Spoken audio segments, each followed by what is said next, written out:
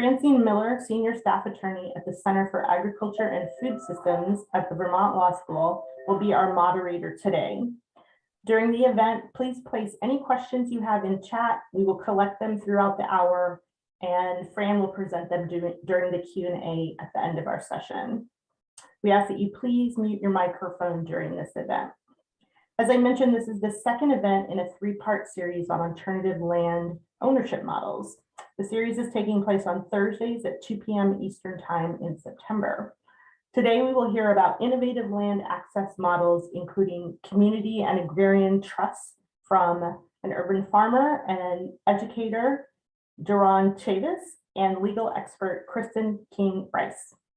The final installment of our session, our three-part series, will be next Thursday, where Jamie Flood and I will present equitable land access resources and tools for information and legal professionals. We hope you can join us next Thursday for that session. Please see the link in the chat to register. I would now like to introduce Fran Miller, Senior Staff Attorney at the Center for Agriculture and Food Systems at Vermont Law School. Thank you, Kirsten. All right, I'm going to try to share my screen, everybody. Let's hope this works.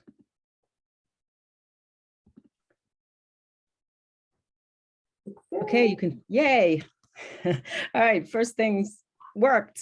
Welcome, everyone, and thank you so much for attending our panel today. I'm so excited about this work that we're talking about, and I'm glad to introduce you all to it and to our amazing panelists, Kristin King-Ries and Duron Chavis. First, I'm just going to do a short introduction to our topic today, emerging models of land access. Then I'm going to introduce Kristin, who's going to talk generally about community land trusts and how they're being used to access agricultural land, especially by agrarian trust and the agrarian commons. And then I'll introduce Duron, who will talk about the creation of the Central Virginia Agrarian Commons, the continuing work there and other efforts that he's involved in around land access. So a quick intro to the Center for Ag and Food Systems. We train law and policy students in food and agriculture policy by teaching classes in the field, experientially by partnering with organizations to develop free legal resources for policymakers, farmers, consumers, and other stakeholders in the food system. And our students get legal and master's degrees in food and ag policy, and they work in our legal clinic with partner organizations doing research and advocacy. Please do check out our website. We have so many resources. Today, we're going to talk about legal issues around farmland access, but CAF's projects really span the food system. We recently launched the Food System Worker Law and Policy Project, which is the report shown at the left there, Exposed and at Risk. It focuses on farm workers and the health risks they face from pesticides and from heat. The Labels Unwrapped project includes a whole lot of information about food labels, and it's really for anyone who wants to better understand labels, which can just be so confusing and sometimes deceptive. And the last guide here is part of our Healthy Food Policy Project. We discuss language that's used to describe efforts to create just and equitable food systems, focusing on the phrases food justice, food sovereignty, and food apartheid. And it builds on definitions from people working on these issues on the ground. So to the subject at hand today, we're focusing on land access and in particular, emerging land ownership models, which really are being used to make land more accessible to farmers with limited resources, including new and beginning farmers and farmers of color, especially those without capital. And I've been working on this issue as part of our work to expand the farmland access legal toolkit, which you're seeing on this slide, which you can find at farmlandaccess.org.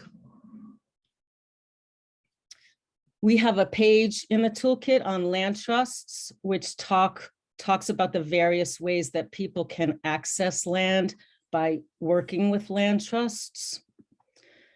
There's a few different types of land trusts, which include conservation land trusts, which generally protect land from development. There's community land trusts, which are generally used for affordable housing development. And then there's community land trusts holding agricultural land, which is really what we're focusing on today. I'm gonna leave the detail on these types of land trusts to Kristin to talk about. I just want you all to know that we're creating resources to help people understand the legal concepts here. And all of us who are speaking today, me and Kristin and Duron, are working with Agrarian Trust, which is a national nonprofit land trust that's further developing this model. And we're really excited about it as a tool to give access to land to underserved communities. So without further ado, let me introduce Kristin King-Ries. Kristin is a legal expert in community land trusts.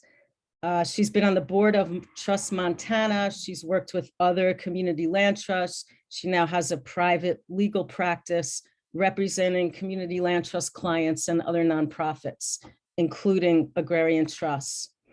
After she speaks, I'm going to introduce Duron. I would ask that you put any questions in the chat, as Kirsten said, and we'll do some Q&A after they both have spoken. It's all yours, Kristin. Thanks, Fran. Those are great resources on your website, by the way. So anybody who's looking to do this work, I highly recommend checking that out. So why do we need alternative models to access land? What's wrong with this model? Farm income doesn't cut it. Small and medium-sized farmers who own land often don't make enough to cover operating costs. Sorry, I can't see my little tiny print there. Oh well, I'll just read. Today's farmers are retiring. Many are rich with land and poor in cash, and they're selling the land to developers as the only way to fund their retirement. New farmers can't afford land. Many of today's farmers rely on short-term leases with no security. They build up the soil and the infrastructure on someone else's property, and then if and when the lease is up, they have to leave it behind with nothing to show. Farmers of color still face discrimination in spite of 2 massive class action lawsuits spanning 25 years. The USDA has repeatedly discriminated against Black farmers when it comes to offering loans, disaster relief, and other resources available to white farmers. And that's true for other farmers of color as well.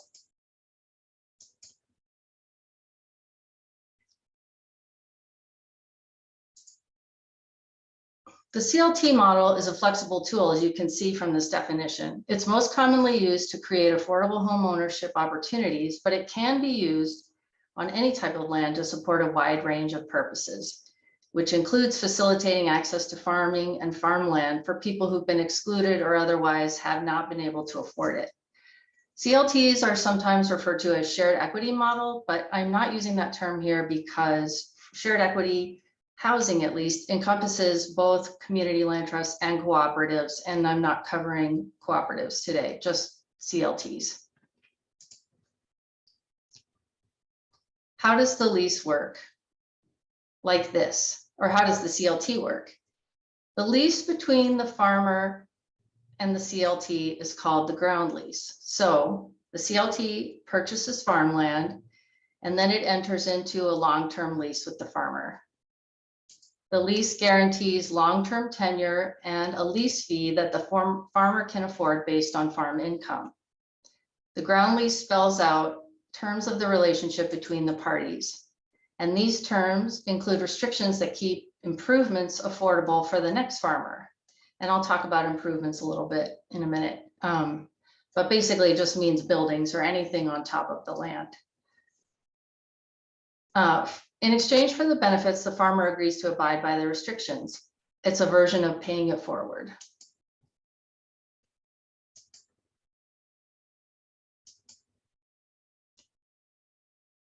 The asterisks here for the terms just is an indication that the length of the long-term ground lease depends on state law. So in some states, it's as short as 10 years, but In many states, it's 75, some states 99, and in a couple of states, 150 years long.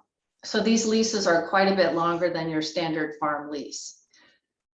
In the case of housing CLTs, the improvements usually come in the form of a home or a condo. And when you sell, the portion of the money you pay toward the mortgage comes back to you, plus a small profit, whatever the restricted resale formula is.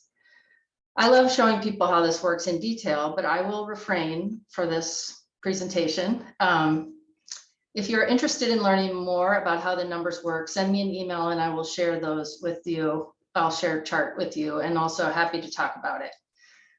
CLT farms are not nearly as common as housing CLTs, and it's not yet clear what the improvements or equity sharing tools will be. CLTs are exploring not only having farmhouses, but also barns, outbuildings, infrastructure, and other business property, including solar and wind generators. Building equity happens when the farmer buys the improvements and the money they would be paying in rent and never seeing again goes towards that mortgage instead. Key structural elements of a CLT. Governments can do deed restricted housing programs that provide access to affordable home ownership, and they could no doubt be used to do the same for farming. I haven't seen such a program yet, but drawbacks to government programs include the fact that there's no community governance with these programs, and they lack ongoing stewardship of a CLT. Finally, and most dramatically, they can disappear when there's a change in leadership. A nonprofit CLT has a mission, a long-term mission, to support the community and the farmers and to work together to run the organization in a way that's mutually beneficial. Some of the key legal elements. Separating the land from the improvements.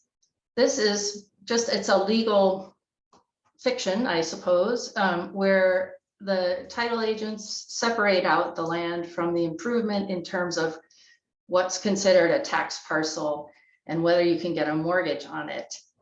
Then the CLT is able to keep ownership of the land and have that in the program. This also keeps the farmland in farming. And all of the investment dollars and subsidy that have gone into this work will stay with that land in perpetuity. And CLTs, if you're familiar with them at all, require investment on the front end. And they pay back in, in huge quantities on the back end. But that front end investment is real, and you have to be aware of that. The affordability restrictions, on the other hand, keep the buildings affordable for the next farmer and the next. They include these resale restrictions and also require certain qualifications for people to be able to be a leaseholder and to buy the improvements. A final tool that can be used for farmland CLTs are conservation easements. And conservation easements can be great because you can get, the CLT can get money for selling the development rights for something they're not planning to do anyway. Meaning they're not planning to build a bunch of build homes, subdivisions, whatever, commercial property. On the other hand, you need to be aware that when you have a conservation easement, the building restrictions are pretty strict. And so you want to make sure you have all the buildings that you want on it before you put an easement there. Here's a review of the benefits. CLTs need subsidies to get started, like donations, grants, low interest loans, volunteer labor, etc. And by owning the land and keeping the prices affordable, they preserve that subsidy and can pass on the affordability to farmers in perpetuity.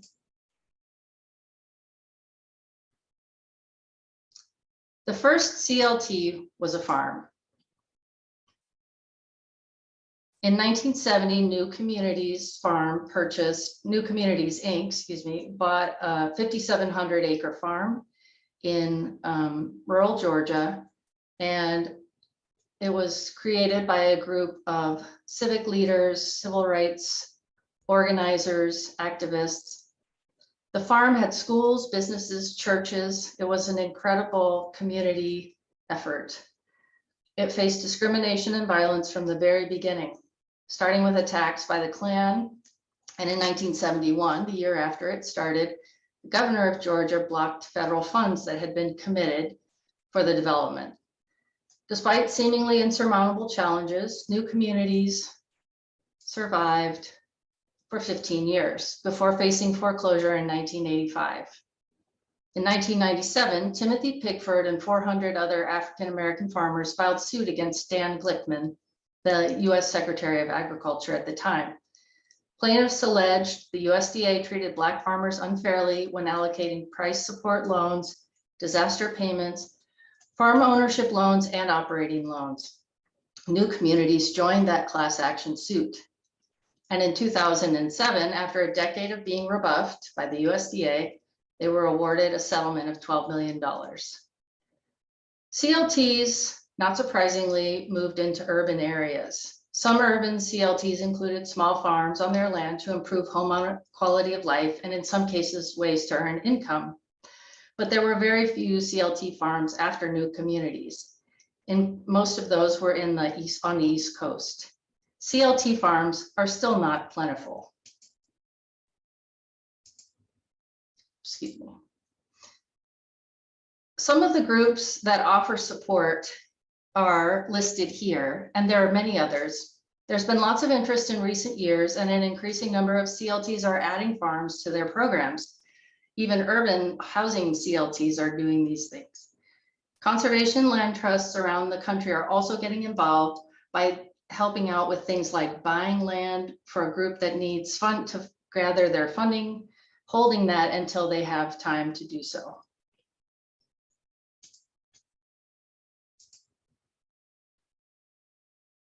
Community-supported farming in action. Agrarian Commons. Fran mentioned this group earlier. In 2016, a national nonprofit was formed called Agrarian Trust. And in 2020, Agrarian Trust began implementing Agrarian Commons program using a hub and spokes model. So the Agrarian Trust would acquire the land and put it into a title holding tax exempt entity with the help of local farmers and community members. Then the AC, the Agrarian Commons, it leases the farms to local farmers and has local farm representation on the board. I think Duron is going to talk more about the details of how those work. What I have here are some stats on things that they've accomplished in the last 2 years. And I won't read all of them. I'll just point out a few that are really exciting and kind of astonishing to me. At the moment, they have 8 farms in 6 states for 7 Agrarian Commons. They have a total of 12 Agrarian Commons, so there are other projects in the work as we speak. And donors for the Agrarian Commons work from 48 states and several countries. It is truly a group effort to try to get this done. The community land trust model offers ways to bring together communities to save small and mid-sized farms, break down barriers for BIPOC farmers, and shift agriculture's focus from land ownership to land stewardship. And those of you who are part of the USDA, if you are interested in supporting this model, you can use the power of the USDA to educate people about it.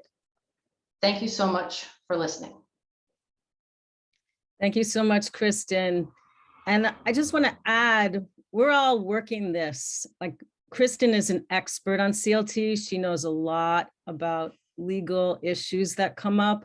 But this model that we're developing with Agrarian Trust and that other people are developing around the country trying to develop commons models is relatively new in this era. So if you have resources, ask a lot of questions. We don't know everything. We're learning too. So I just wanted to add that to the presentation.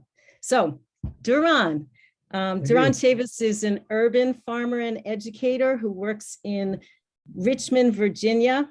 Duron is on the boards of the Central Virginia Agrarian Commons, which he's helped to found, and also on the Maggie Walker Community Land Trust. And Duron is going to talk with us about all of his work.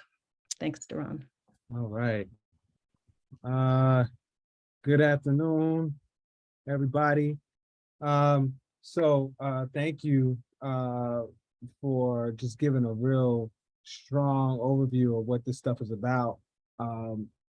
Today I'm just gonna kind of give you the case study, like the example of what this stuff is looking like. As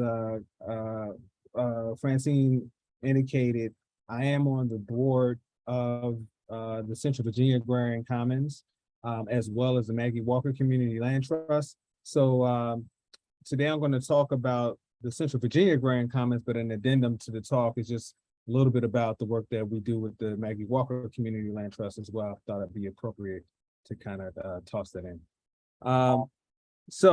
Just a little context and history about where this work came from. So I personally, in my organization, we've been farming in our area, in our region, or involved in food system work in our system since 2008. And that included pop-up farmers markets, developing community gardens, urban farms, etc., throughout the region.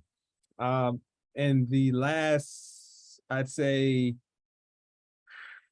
6 years or so, a lot of that work has been, I wouldn't say impeded, but there's just been challenges around land access and land tenure. Probably about 6 years ago, 5 years ago, I joined the board of the Maggie Walker Community Land Trust, which is CLT in the capital in Richmond, Virginia, that focuses specifically on affordable housing. Their motto is as Kristin laid out, the preservation of affordable housing through the land trust owning the actual land, and then community member, first-time homeowner purchasing the above ground improvement of the actual home, and using that as a tool strategy for wealth building or a strategy for getting people into their first home.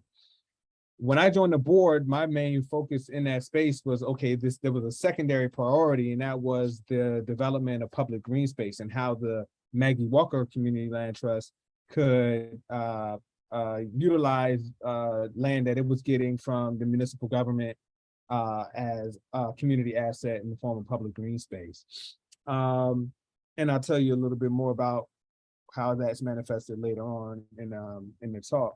But I insert that in the history and the context of this work around the Central Virginia Agrarian Commons, because it was only because I was on the board for the Maggie Walker Community Land Trust that I could even begin to fathom the potential for what the Agrarian Trust was attempting to do in the formation of these agrarian commons. Okay, I had to see it to believe it, right? How we got introduced to the Agrarian Trust, going to conferences and things like that, they would be tabling at some of these functions. And I sat in on a workshop that they held at the Virginia Association for Biological Farming, probably 2000 and, I think it was like 19 or so, right before the pandemic. And in the session, they talked about how they wanted to redistribute land to BIPOC communities and remove farmland from the speculative real estate market. And because of my familiarity with what the Maggie Walker Community Land Trust have been doing with affordable housing, like it clicked. I was like, okay, I get this. This is of import. In that same workshop, there was a woman by the name of Callie Walker who had met at other conferences who was desirous of donating her land to BIPOC farmers, Black or brown farmers. So all those things kind of converged at that moment. But then at the same time, just remember, having farmed and been farming in the city for a while up to that point, we had experienced those issues, right? Might have an agreement with a landowner, because we don't necessarily got deep pockets in terms of purchasing property in the city. And we've seen several times over, the owner of those properties change decisions and get enticed by developers to opt out of the farming that we were doing on those spaces to create apartments or restaurants or even parking lots, just like reverting it back to a parking lot for that particular owner at the time was a more financially lucrative move for them.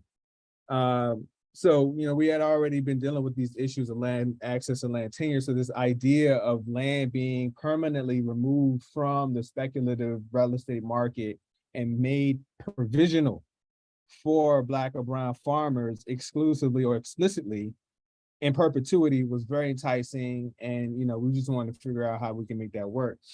In addition to that, as an urban farmer, I've never been under any impression that it was the urban core farming that was going to be the solution to feeding entire cities and regions, that these food systems that we have to redevelop or create altogether are inextricably linked to rural farming. And in the case of Black farmers, we were already familiar with the plight of Black farmers in our community, and that their struggle was that, okay, they're farming sometimes 30, 45 an hour outside of the urban core, and just didn't have the time to develop those supply chains with the urban core, right? So this lack of connectivity was an issue as well.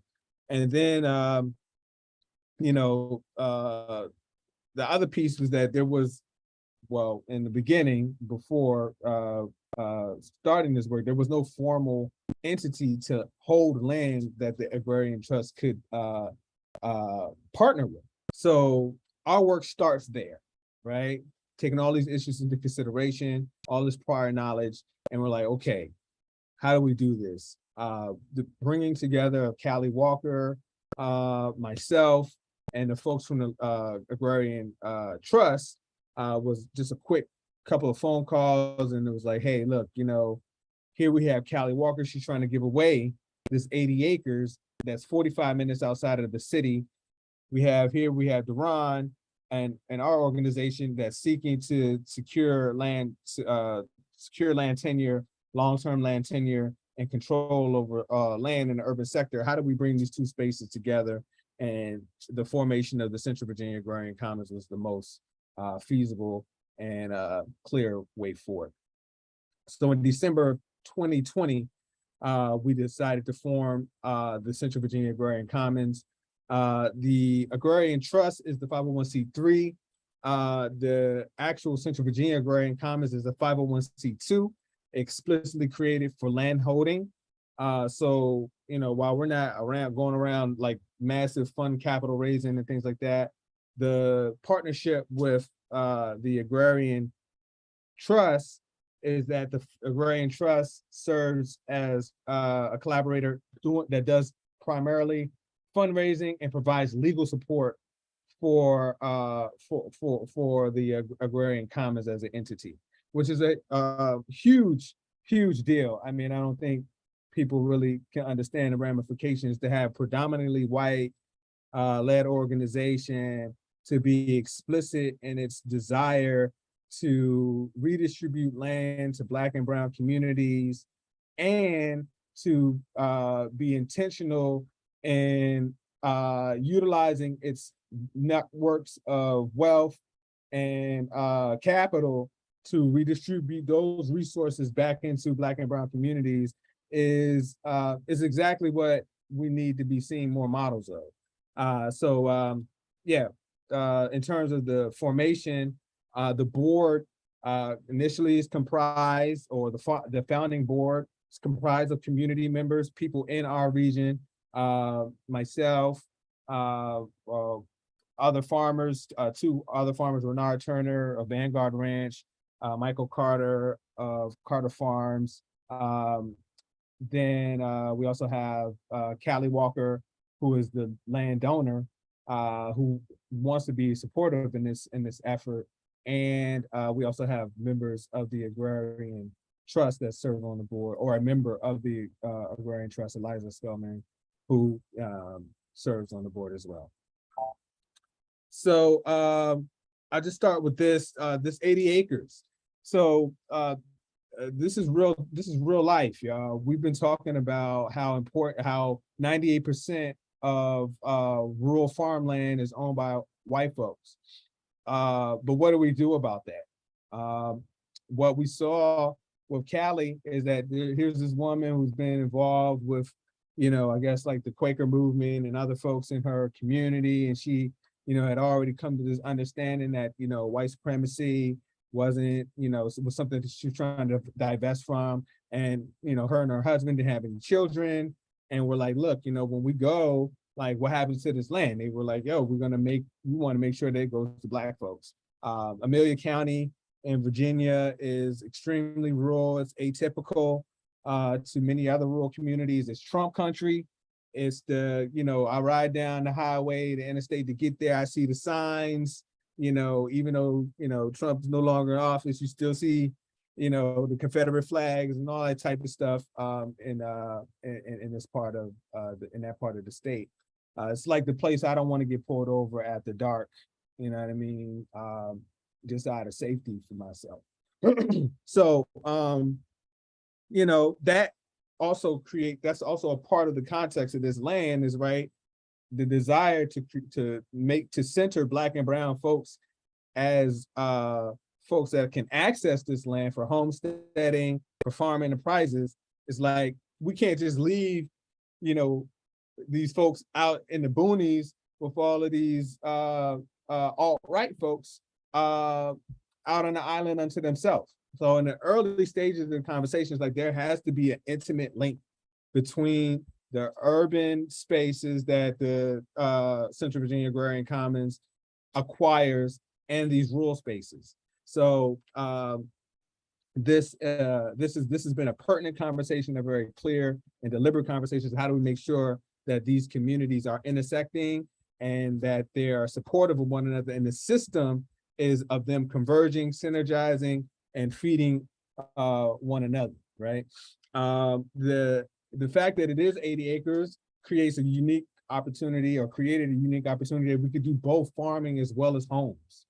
However, the zoning issues in rural Virginia are more amenable to very low density housing development, right? It's not exactly like what you see in the city where you can create, quarter acre or eighth of an acre lots that are, right up on each other and create blocks. Like, no, the folks in the county are like, no, I want 80 acres, 40 acres. I don't want no neighbors, right? I want to be able to walk out as far as my eyes can see and not be able to not engage with anybody.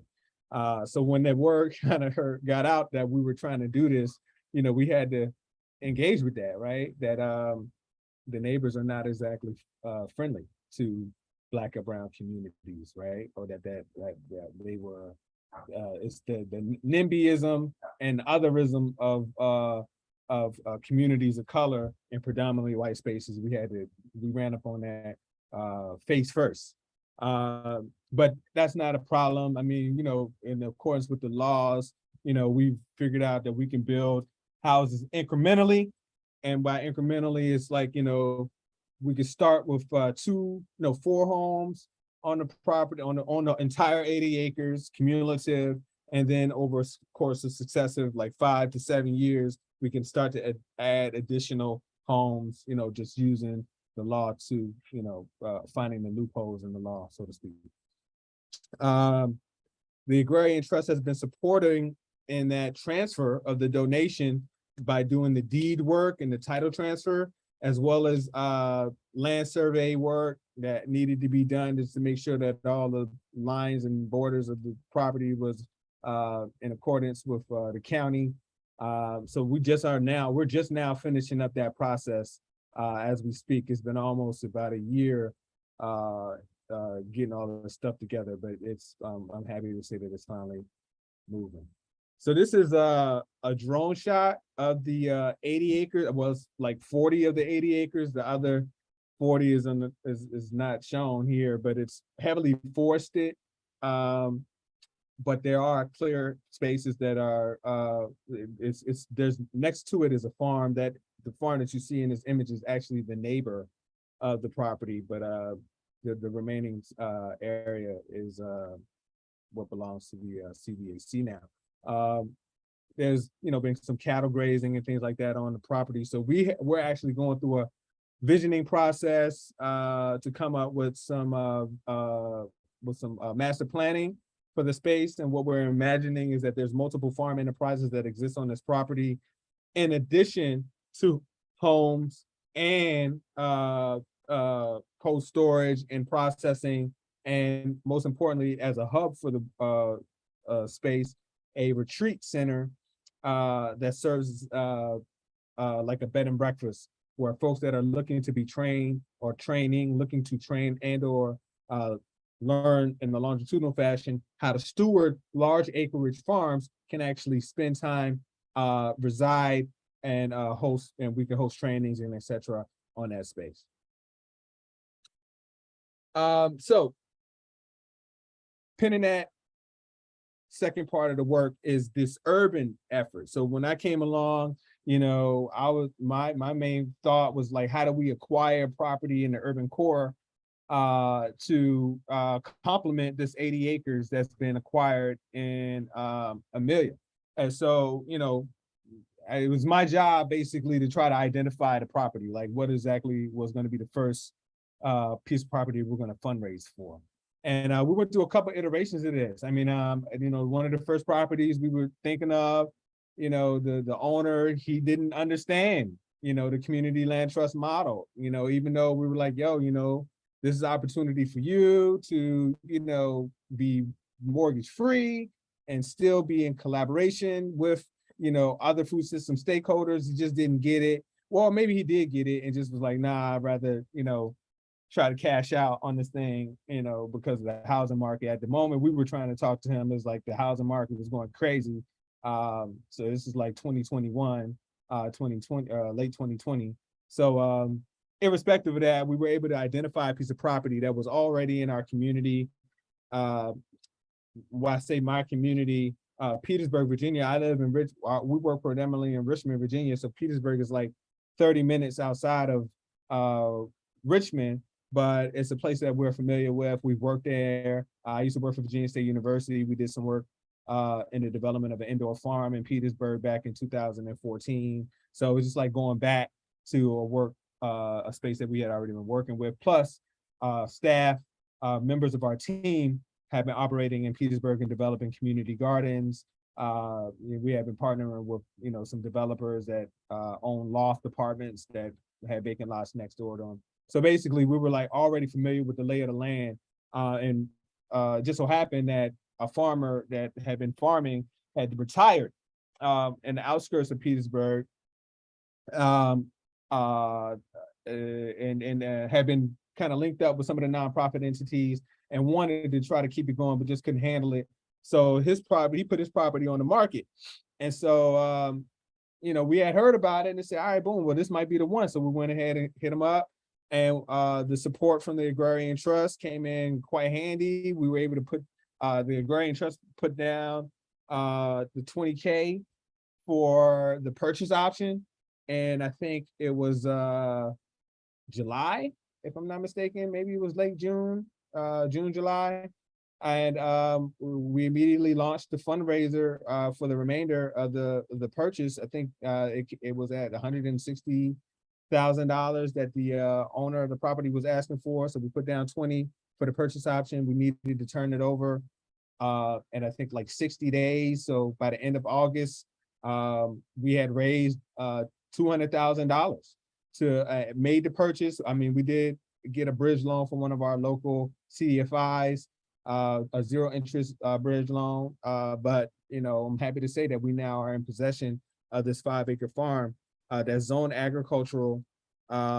The Petersburg, what we're now calling the Petersburg Oasis community farm. Petersburg is #1 in child food insecurity in the state of Virginia, as far as local municipalities are concerned. So this is an image, the overhead drone shot of the land. As you can see from the street to the back, it's it's all flat, which is really amazing and really powerful. There's already a well on the property, and there was already a greenhouse on the property as well, which is even more amazing.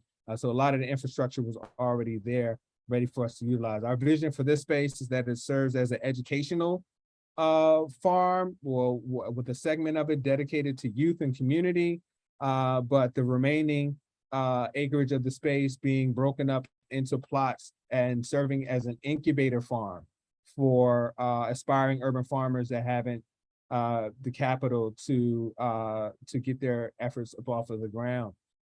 Our vision is that the folks will be able to access 1/8 of an acre to 1/4 of an acre for their farm enterprise.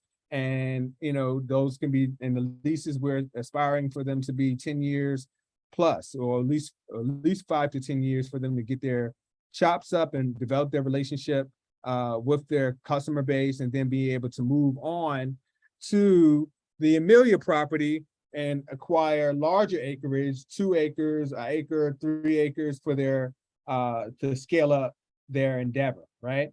So this is like the just to get your feet wet, you know, really to tap in and lock in your farm practices, develop that record of managing your business, because we know when you're starting to engage with the Farm Service Agency, being able to show that documentation that you have been farming, and these are the profits that you've been able to make. You know, this is the crops that you've been growing, etc. You know, in order to get those microloans, or even, you know, those larger farm service loans, to be able to acquire larger scales of property, you know, you need a place to be able to do that. So yeah, this is the incubator farm slash educational farm, Petersburg Oasis. And what's great, my homie Duron Chavis is amazing. He was one of the first folks to come visit me when I was working at the Harding Street location, developing an indoor farm. He later came through one of our trainings, and, you know, I was able to hire him as a contract employee, developing community gardens in our city, in Petersburg. And now he has longitudinal land tenure here on this space because of, you know, our collaboration, and because of the work that he's been dedicated to. So I'm really excited about he'll be the first resident farmer on the space. He just joined the board of the Central Virginia Agrarian Commons this month, so he's now in the mix with the power to really control his own destiny without having to worry about somebody swiping the land from underneath him. This is just another image. This is a video. I tried to flex on y'all a little bit. So this is a video. You see the video of the property. Yeah, try to get so you can understand the scope of what's going on. Yeah, so anyway. Boom. Let's see. Get out of this. All right. So yeah, long and short, the Central Virginia Agrarian Commons, basically, like you said, it's like a hub and spokes model. The Agrarian Trust sits at the middle, but it's not a hierarchy. You know what I mean? This is true collaboration. Everything that we've done with them has been one where the Agrarian Trust has been like, yo, how do we support? What is it that y'all want to do? Let us know. Let's figure out how to move these needles forward. And primarily, again, like the fundraising support and legal support are areas that, you know, I couldn't shake a stick at. I personally didn't have like the legal expertise to be able to manage how to do deed transfers and etc., let alone the financial acumen or the financial, you know, familiarity to how that type of work works. But the folks at the Agrarian Trust do and have been very amenable and like helping us understand what this stuff is all about. But they primarily have been raising the funds for us to do the development, for us to acquire the property. But they've also been supportive in the fundraise for the development of the property as well, because I think that's, you know, a big deal for folks is it's one thing to be able to acquire the land, but then once you have it, how do you get the farm infrastructure up that will be necessary for you to farm efficiently and optimally? Like, you know, nobody's gonna be farming 5 acres or a 1/4 acre or even a 1/2 acre of land by hand. Like, do you have a BCS? Are you, you know, do you have high tunnels? Do you have drip irrigation setup, automated, what's the system? So those types of supports in terms of the infrastructure are also a part of our collaboration. The members of the board are urban as well as rural, which is important because, again, these are people that a big part of this work is, people actually having familiarity and knowledge of one another. So right now on the board, we got one of the employees or former employees of the Maggie Walk Community Land Trust, myself,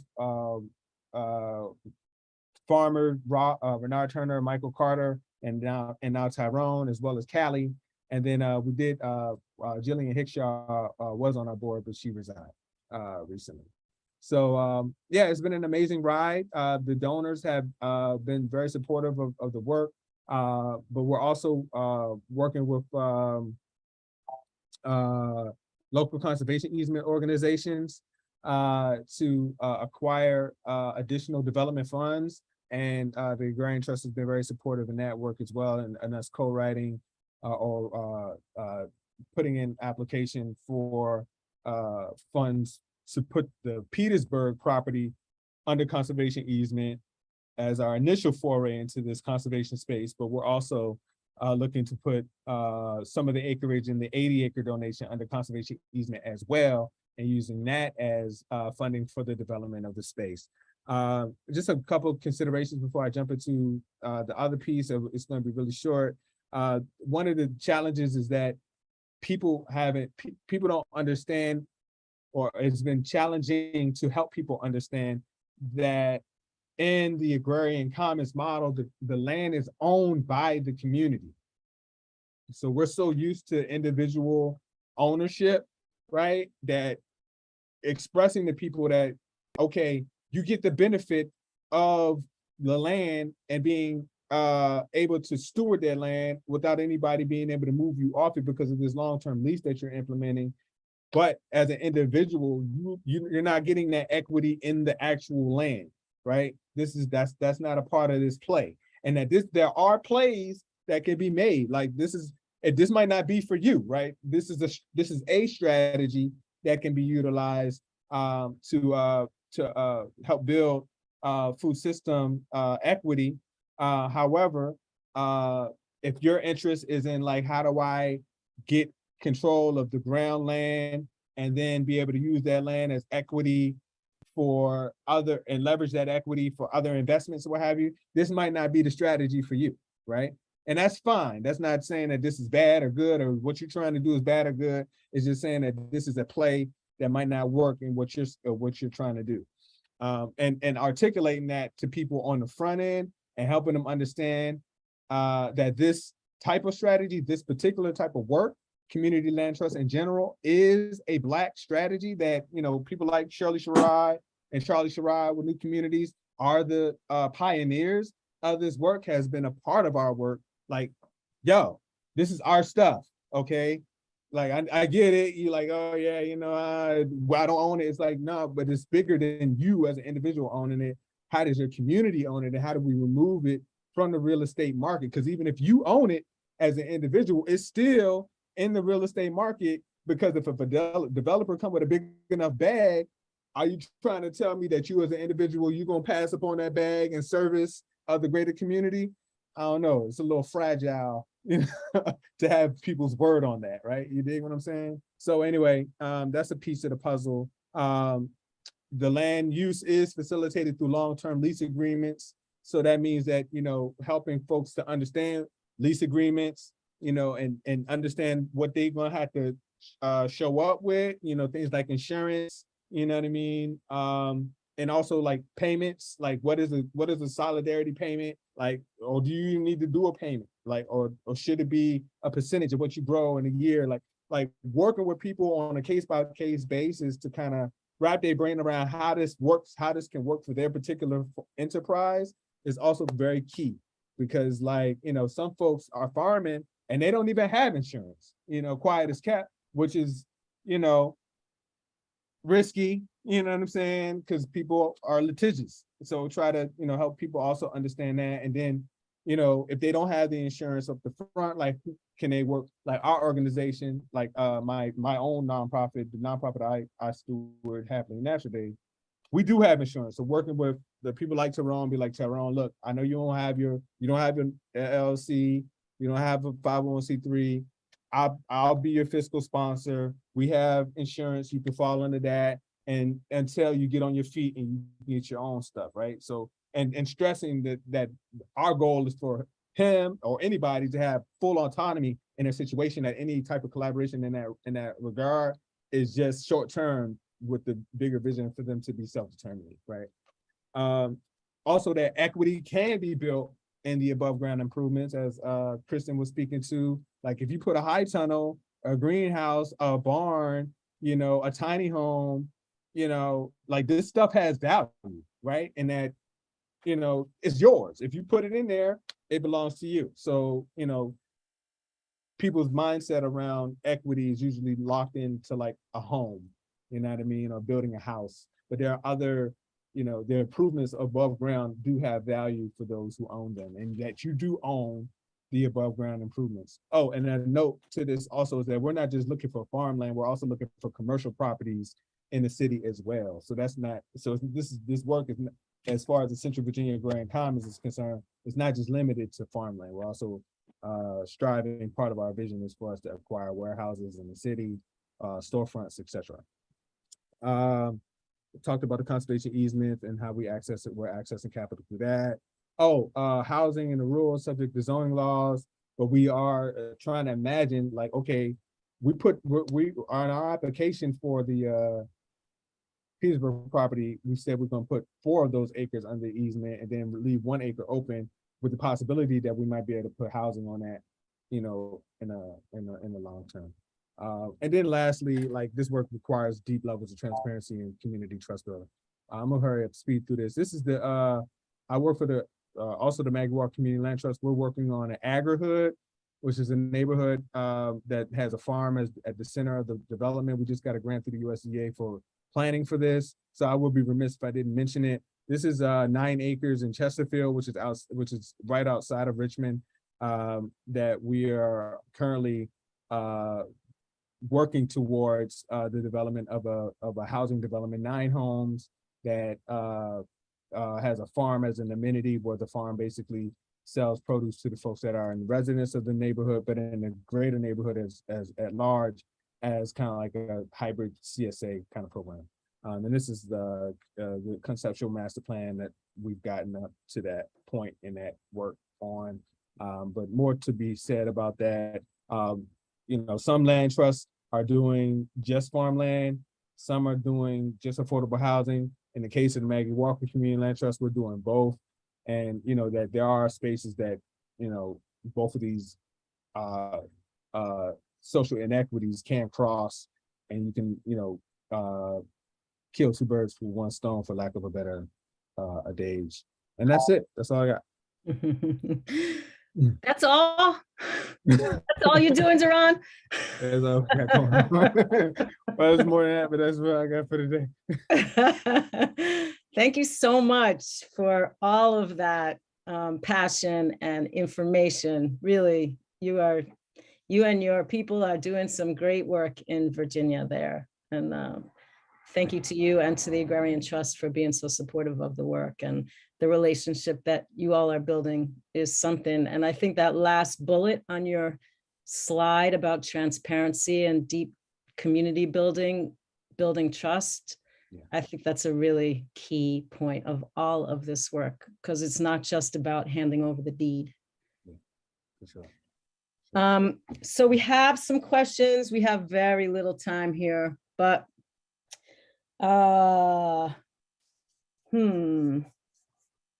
one question, Duron and Kristin both, and anybody else from Agrarian Trust who's on here.